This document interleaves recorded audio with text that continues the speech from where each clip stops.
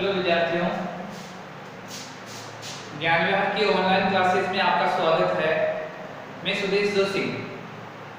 हमारा जो टॉपिक चल रहा था कंटिन्यू, वो टॉपिक था संधि।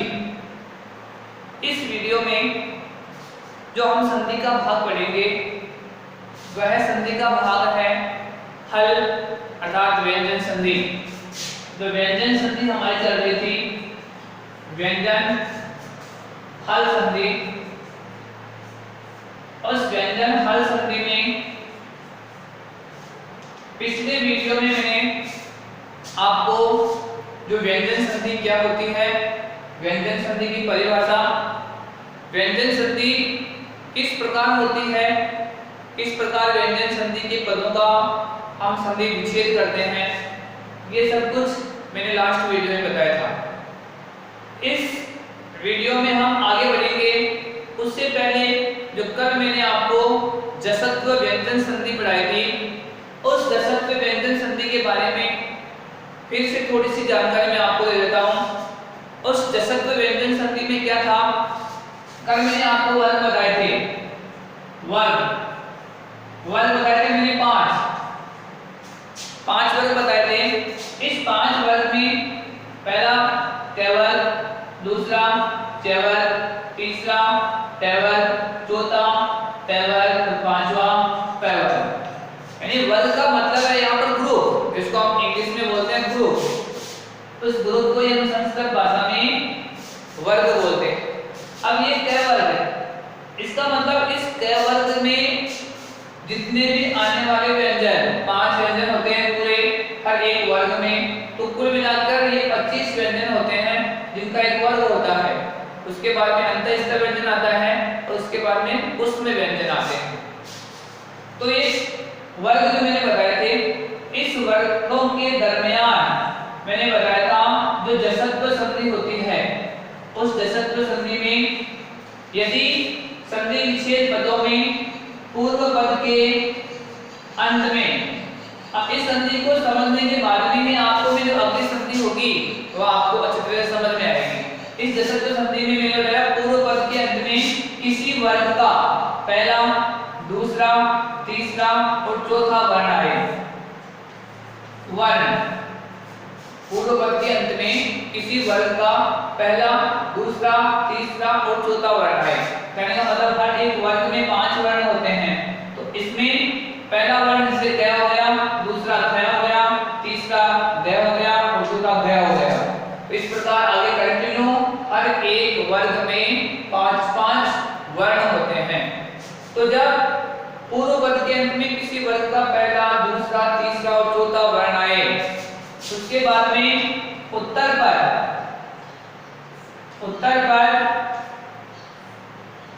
पद के आरंभ में, उत्तर पद के आरंभ में जो अनुनासिक वर्ण होते हैं, अनुनासिक यानी पंचम वर्ण होता है उसको अनुनासिक या घोष वर्ण कहते हैं, उनको छोड़कर कोई सा भी व्यंजन अथवा स्वर आए तो संधि करते समय पूर्व पद का अंतिम वर्ण अपने ही वर्ग का तीसरा वर्ण बन जाता है। ये देखकर हमारी संधि वो थी जसत्व। इसमें तीसरा वर्ण बन जाता है, पहला, दूसरा, तीसरा और चौथा जो वर्ण है ये अपने ही वर्ग का तीसरा वर्ण बन जाएगा इस जसत्व संधि के अंतर्गत। उदाहरण भी मैंने कल आपको इसके बताए थे। अब इस संधि के द्वारा ही हम अगली जो संधि होगी वह हमारी संधि होगी परस्पर वर्ण संधि। इस संधि को इस संधि के जरिए ही हम सीख सकते हैं।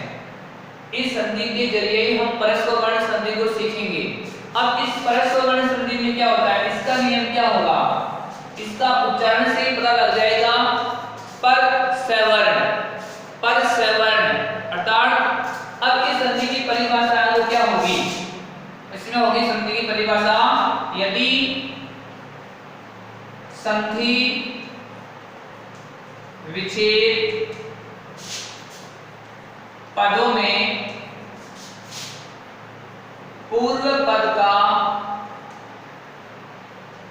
अंतिम वर्ण किसी वर्ग का पहला, दूसरा, तीसरा, चौथा और पांचवा वर्ण हो।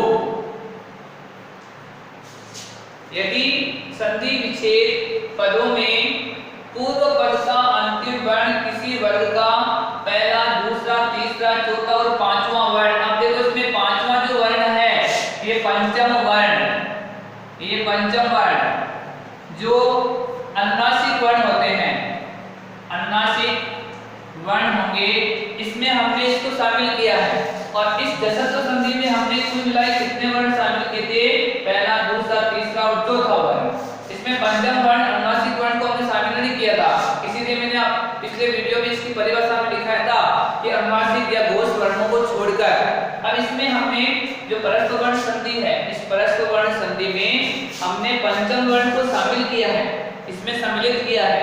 तो इसमें पूर्व पद का अंतिम वर्ण किसी वर्ग का पहला, दूसरा, तीसरा, चौथा और पांचवा वर्ण हो, तथा अब आगे देखना है, तथा उत्तर पर अनुनासिक वर्णों से आरंभ होता है तो संधि करते समय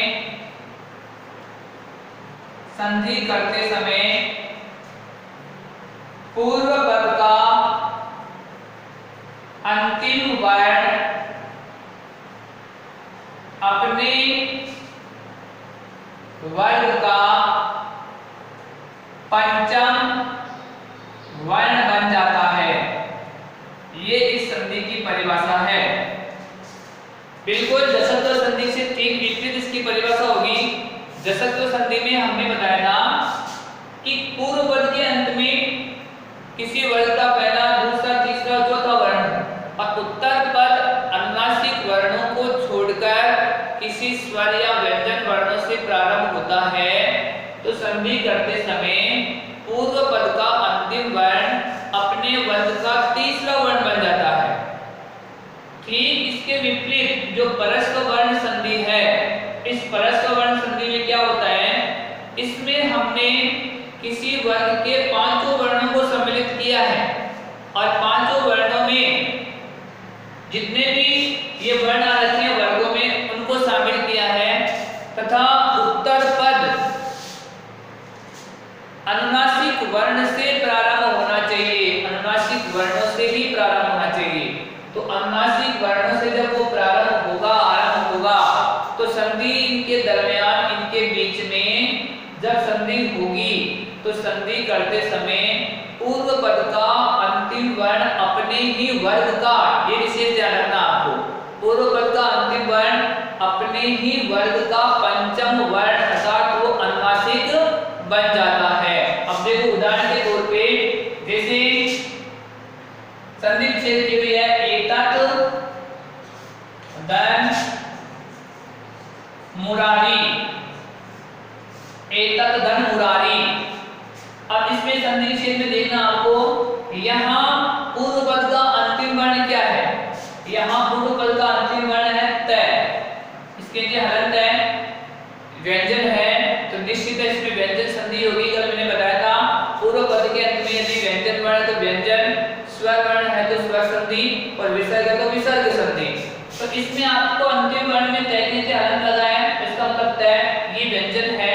और उत्तर पद देखो यहाँ मैं से प्रारंभ हो रहा है, मैं जो पैवर्ग है उस पैवर्ग का पंचम वर्ण है, पै, फै, बै, भै और मैं, ये अंतिम वर्ण है इसका। तो इसमें जब संधि होगी, मैंने बताया था अंतिम वर्ण किसी वर्ग का पहला, दूसरा, तीसरा, चौथा और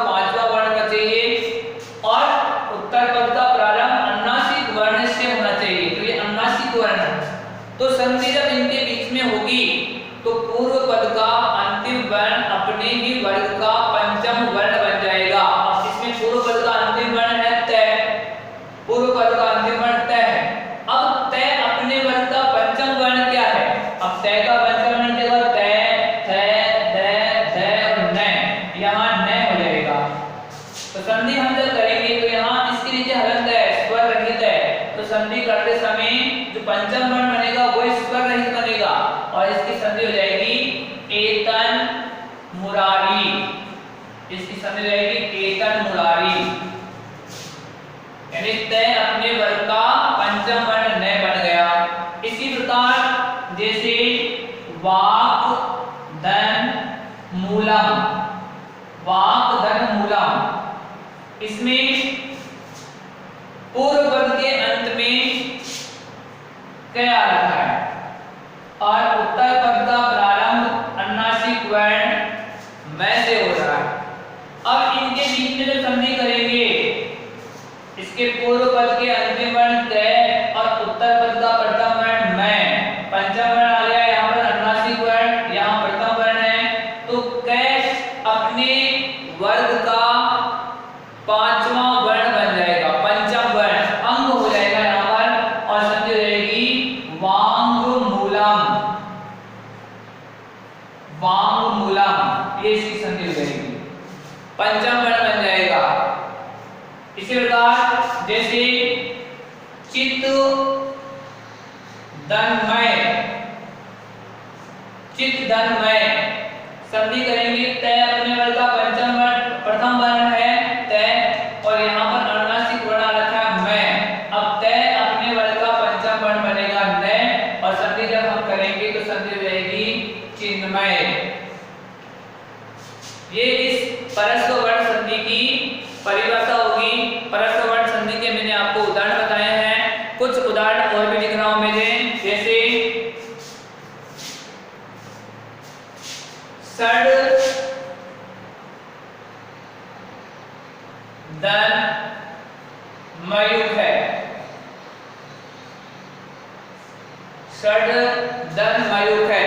अब इसमें आपको देखना है, जैसे षड मयूख है, इसमें ड अपने वर्ग का ट थ ड तीसरा वर्ण है, ट थ और ड ये तीसरा वर्ण। लेकिन परिभाषा के अंतर्गत मैंने क्या लिखा था कि किसी वर्ग का पहला दूसरा तीसरा चौथा वर्ण पांचवा वर्ण पूर्व पद के अंत में आ जाएगा। वर्ण कोई सा भी आ सकता है पूर्व पद के अंत में, यानी वर्ग का एक से लेकर 5 वर्णों तक कोई सा भी वर्ण आ सकता है। लेकिन कंडीशन आपको ये ध्यान रखनी है, इसमें नियम आपको ये ध्यान रखना है कि उत्तर पद का प्रारंभ आपके अनुनासिक वर्ण से ही होना चाहिए। उत्तर पद का प्रारंभ अनुनासिक वर्ण से ही होना चाहिए। अनुनासिक वर्ण से जब प्रारंभ होगा तो इसका नियम अपने आप लग जाएगा। अब जब इसकी संधि करेंगे तो संधि करते समय यहाँ षड है और षड जो है वो ट वर्ग का तीसरा वर्ण है। अब जब इसके बीच में संधि होगी तो संधि करते समय इसकी जो पूरा पद बनेगा वह पूरा पद बनेगा वह रहेगा आपके क्षण मयूख है। जैसे स न यहाँ अधूरा है तो इसके क्या हलंत लगाएगा और मयूख है, क्षण मयूख है, न बन जाएगा इसका ट थ ध और न, इसकी संधि रहेगी क्षण मयूख है। तो ये विशेष रूप से आपको ध्यान रखना है संधि में। और इस संधि के साथ परस्पर वर्ण संधि के साथ आपको जसत्व संधि का भी ध्यान रखना है। इस जसत्व संधि में तो आपको ये नियम याद रखना है कि पूर्व पद के अंत में किसी वर्ग का पहला दूसरा तीसरा और चौथा वर्ण होना चाहिए। पंचम वर्ण को छोड़कर उत्तर पद का प्रारंभ किसी व्यंजन अथवा स्वर से अर्थात अनुनासिक वर्णों को छोड़कर तो इसमें अपने वर्ग का तीसरा वर्ण बन जाएगा। और परस्पर वर्ण संधि में किसी वर्ग का पहला दूसरा तीसरा और पांचवा वर्ण चौथा पांचवा वर्ण हो तथा उत्तर पद अनुनासिक वर्णों से ही प्रारंभ होना चाहिए। तो इसकी संधि हम करेंगे तो यहाँ पर पूर्व पद का अंतिम वर्ण अपने ही वर्ग का पंचम वर्ण बन जाएगा। अब इसी प्रकार जैसे उदाहरण बता रहा हूं, तद धन मात्रम, तद धन मात्रम, ये संधि का एक उदाहरण और बता रहा हूं मैं आपको। तय थ द अपने वर्ग का तीसरा वर्ण है। अब इसके बीच में संधि करेंगे तो यहाँ जो मैं आ रखा हूं अनुनासिक वर्ण है, द अपने वर्ग का पंचम वर्ण बन जाएगा और संधि करते समय हो जाएगा तन्मात्रम, तन्मात्रम। तो ये परस्पर वर्ण संधि है। व्यंजन संधि के अंतर्गत दो संधियां मैंने आपको बता दी है। उन दो संधियों में जो पहली संधि थी वो थी जसत्व हल संधि और दूसरी है परस्पर वर्ण हल संधि। अगले वीडियो में हम इसी व्यंजन संधि का जो भाग है वह भाग पढ़ेंगे मोनुस्वार संधि। आपके सिलेबस में जो इस व्यंजन संधि की 4 उपभेद बताए गए हैं, जसत्व, मोनुस्वार, परस्पर वर्ण और एक है वह आपके आएगा सचुत्व संधि। तो आपके जो 4 भाग हैं इसमें विशेष रूप से 3 भाग बताए गए हैं आपके सिलेबस में, लेकिन एक चौथा सचुत्व अष्टुत्व संधि का भी मैं करवाऊंगा इसमें। तो आपको इसके कुछ उदाहरण हैं वो स्वयं को लिखने हैं पाठ्यक्रम में से देखकर। अगले वीडियो में मैं आपको जो मोनुस्वार संधि होगी उसकी विस्तृत जानकारी दूंगा। धन्यवाद।